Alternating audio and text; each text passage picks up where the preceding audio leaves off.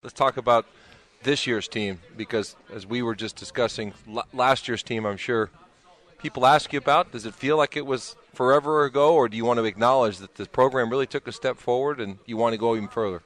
No, it's been a long time since we played last year, and in fact, we gave our team a little while to enjoy it, until they got back for second semester, and then this is a completely different team, so it's back to work and try to get ready for this year. As you look at this year's group, where do you see your strengths and where do you see things that need to get shored up to have as good or better year? Well, as a coach, you always think about the weaknesses, and last year we had a veteran offensive line. We lost 3 starters off the offensive line, so we're going to have some guys step up. We think we have some young people that didn't get to play much last year that have the ability. Now, whether they play at that same level or not, we lost a great tight end, but we moved the defensive lineman over to tight end, and in spring practice he was the best player in spring practice. So we thought that was going to be a weakness, but it's not. We've got all our receivers back, so we think that's a strength. We got Adam Wemma back at tailback, and we think that's a real strength. We think he's one of the better running backs in the league. Basically, our starting quarterback, Adam Dingwell, for the last 2/3 of the season was our starting quarterback, and he's back, so that should be a strength. On defense, our front 7 and our safeties are pretty good. Played a lot of football.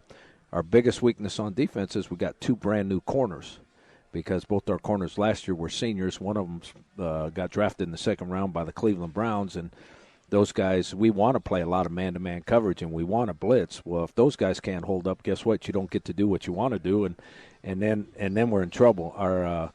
We're going to have a new kicker, but he's the guy that kicked off and punted for us last year, so we should be okay there.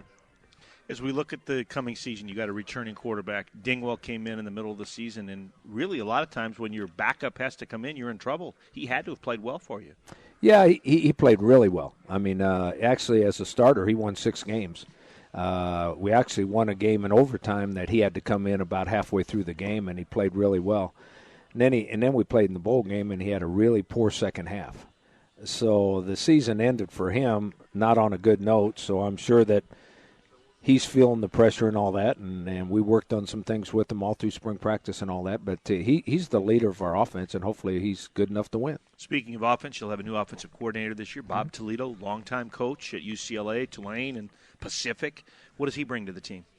Well, obviously experience, and Bob and I have worked together before. I worked for him when he was the head coach at UCLA. I was the defensive coordinator, and we hit it off. And then at New Mexico, when I was the head coach there, I needed an offensive coordinator, and he was retired, so I brought him out of retirement, and we had a great year that one year, and then he went to Tulane as the head coach, so it really made me mad. He only lasted 1 year, But then he retired again, and I lost our offensive coordinator to Wisconsin, and I asked him if he wanted to still coach it.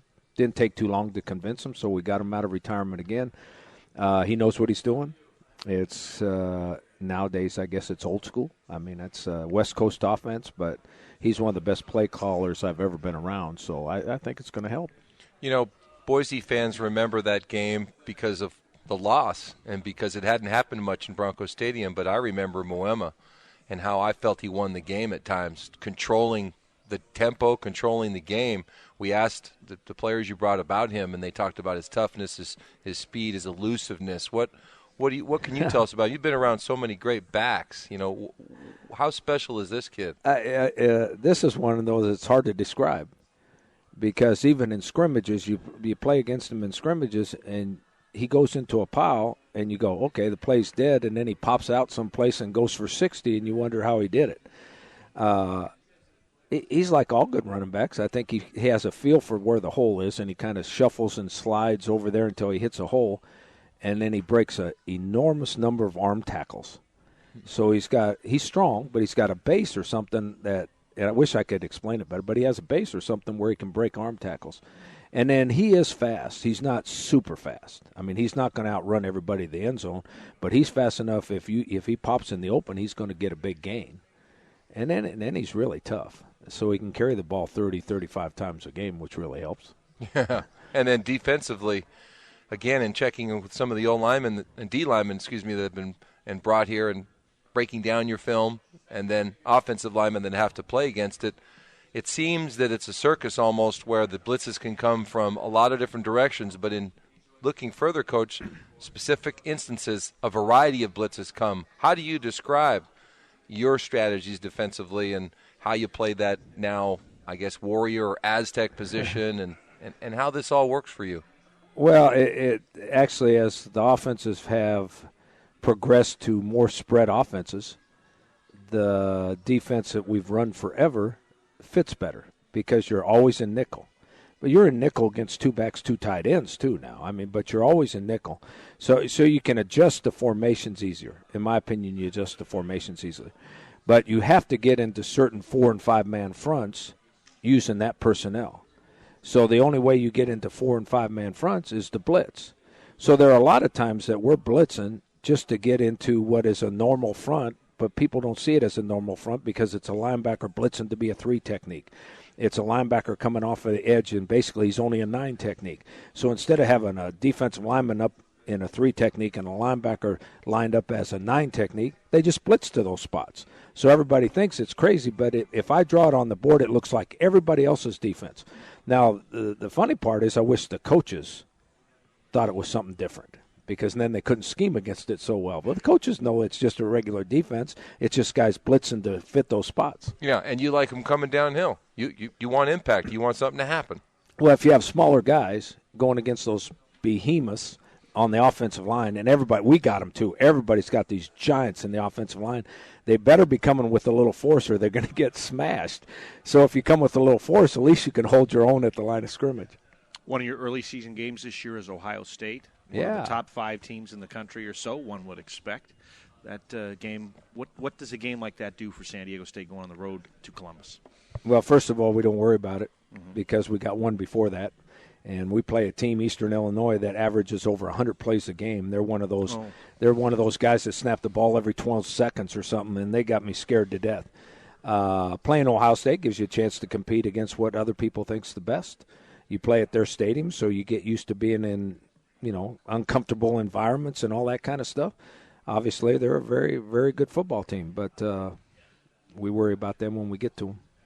When you beat Boise State last year, I watched your reaction because you've been in so many big games. And I thought, Coach, you sent the signal to your players. We played, we came, we won.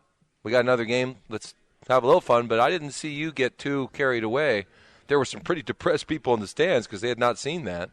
But what did it mean to the program? What did it mean to you? I like your observation. I think while you're building a program, and it did happen earlier in the year, you build a program and you win a game that no one expects you to win, and you're so overjoyed and so happy and so excited, I don't think you're a solid program. But if you win a game that you expect to win, but everybody else thinks you shouldn't win, and you win that game, I mean, you expected to win, so why act like it's something any different than any other victory? And as soon as, I think Boise has this. Boise, they don't care who they play. And guess what? When they beat Georgia and Atlanta, I didn't see them going crazy because guess what? They expected to beat Georgia and Atlanta. When you have a great program like Boise does, that's expected. So you're happy. You're happy every time you win. But you got another game next week. So why would you be extra happy because you beat someone that everybody else didn't think you were supposed to, but you thought you could? Speaking of beating somebody, the way the conference is set up this year, 2 divisions, championship, teams could play twice. Yeah, that's very possible. Yeah. You like the idea of the playoff? I do. I like the way the divisions matched up, and then I like the championship game. I think you ought to, just like I like the playoff format. I think you ought to have a true national champion. I don't think you should vote or use computers or anything to determine who the national champ is. You ought to have a playoff system. And so if you want to have a league championship, it shouldn't be voted on. It shouldn't be – you should have a true championship. And that's the way it works out. And that's kind of the way college football is going. And I kind of like it,